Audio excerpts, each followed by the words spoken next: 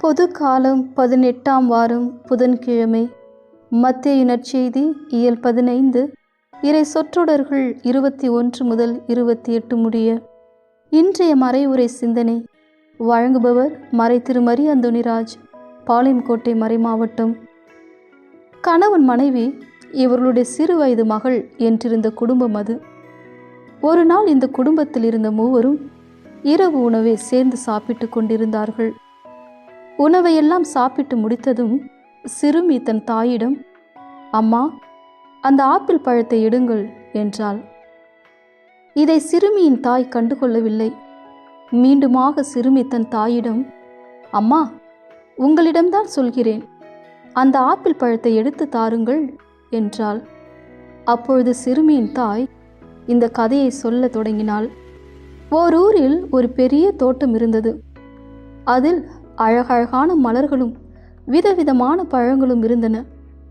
அந்த ஊரில் இருந்த மக்கள் தோட்டத்தில் இருந்த மலர்களையும் பழங்களையும் பறிப்பதற்கு எவ்வளவோ முயற்சி செய்தார்கள். அவர்களால் முடியவில்லை. காரணம், தோட்டத்தினுடைய வாயிற்கதவு உயரமாக இருந்தது.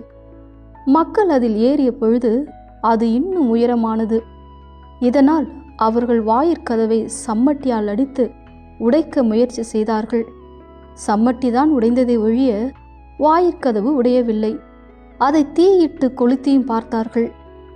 அப்பொழுதும் அந்த தோட்டத்தின் வாயிற்கதவுக்கு எந்த பாதிப்பும் ஏற்படவில்லை, திறக்கவும் இல்லை. இப்படிப்பட்ட சூழ்நிலையில் அந்த தோட்டத்தின் வாயிற்கதவு முன்பாக சிறுமி ஒருத்தி வந்து நின்று கொண்டு, தோட்டத்தில் இருக்கும் மலர்களையும் பழங்களையும் பறிக்க வேண்டும், அதனால் வாயிற்கதவே, தயவு செய்து நீ எனக்காக திறப்பாயா என்றாள். அவள் இப்படி சொன்னதுதான் தாமதம். வாயிற்கதவு திறந்து அவளுக்கு வழிவிட்டது. தாயானவள் இந்த கதையை சொல்லி முடித்ததும் சிறுமிக்கு தன்னுடைய தாயிடம் தான் ஆப்பிள் பழத்தை எடுத்து கொடுக்க சொன்னபொழுது அவர் ஏன் ஆப்பிள் பழத்தை எடுத்து கொடுக்கவில்லை என்ற உண்மை புரிந்தது. உடனே சிறுமி தன் தாயிடம், அம்மா, தயவு செய்து எனக்காக அந்த ஆப்பிள் பழத்தை எடுத்து கொடுப்பீர்களா என்றாள்.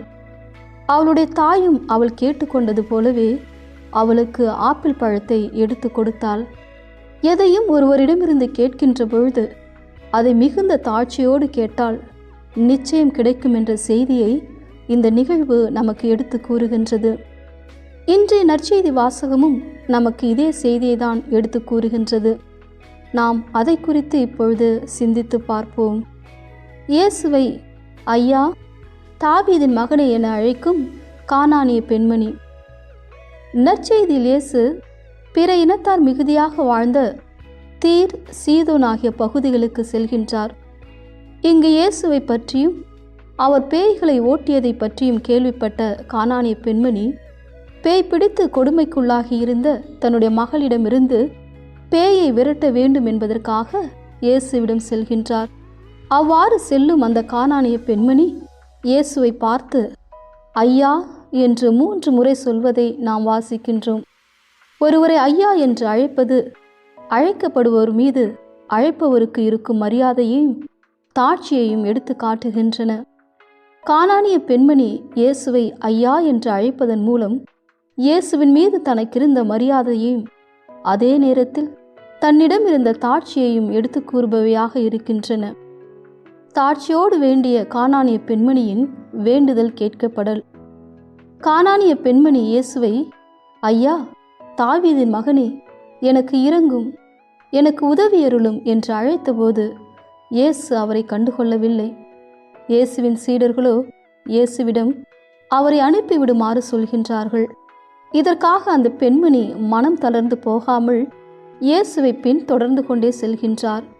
இறுதியாக இயேசு அவரிடம், பிள்ளைகளுக்குரிய உணவை எடுத்து நாய்க்குட்டிகளுக்கு போடுவது முறையல்ல என சொல்கின்ற பொழுது அந்த பெண்மணி இயேசுவிடம் தங்கள் உரிமையாளரின் மேசையிலிருந்து விழும் சிறு துண்டுகளை நாய்க்குட்டி தின்னுமே என்று சொல்கின்றார். இதை கேட்ட இயேசு அவரிடம், நீர் விரும்பியவாறே உமக்கு நிகழட்டும் என்கின்றார். இயேசுவின் கண்டுகொள்ளாமை, சீடர்களின் உதாசீனம் இவற்றையெல்லாம் கண்டுகொள்ளாமல் கானானிய பெண்மணி நம்பிக்கையோடும் தாட்சியோடும் இருந்தார். இதனாலேயே அவருடைய மகளுக்கு நலம் கிடைக்கின்றது. நாமும் இறைவனிடம் வேண்டுகின்ற பொழுது நம்பிக்கையோடும் அதே நேரத்தில் மிகுந்த தாட்சியோடும் மன்றாட வேண்டும். நாம் இறைவனிடம் தாட்சியோடு வேண்டுவதற்கு தயாரா? சிந்திப்போம். சிந்தனை: தங்களை தாழ்த்துவோரின் வேண்டுதல் முகில்களை ஊடுருவி செல்லும், அது ஆண்டவரை அடையும் வரை அவர்கள் ஆறுதல் அடைவதில்லை என்கிறது சீராக்கின் ஞான நூல்.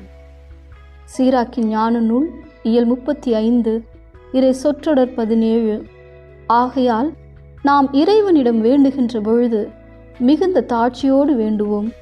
அதன் வழியாக இறை அருளை நிறைவாக பெறுவோம். ஆமேன்.